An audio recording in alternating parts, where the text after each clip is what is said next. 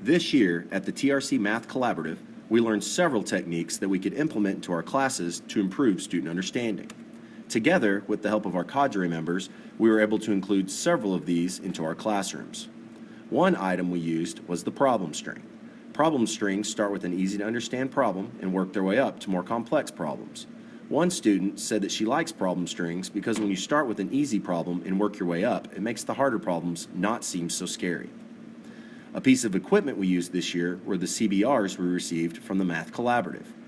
These are great hands-on tools that help students experiment with graphs, which in turn helps them to be able to interpret graphs more effectively.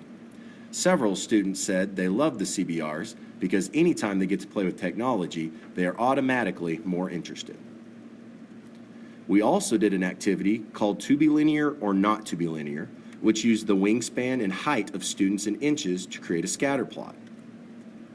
Students then had to find the equation of best fit and answer several questions.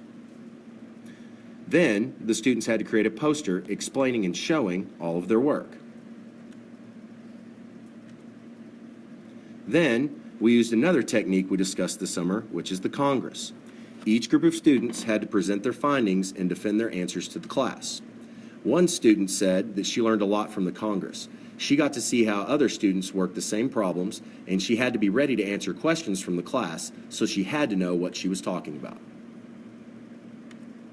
With some help from these techniques and a lot of hard work, we were able not only to survive the year, but also feel confident about the STAR test and gain a solid understanding of algebra.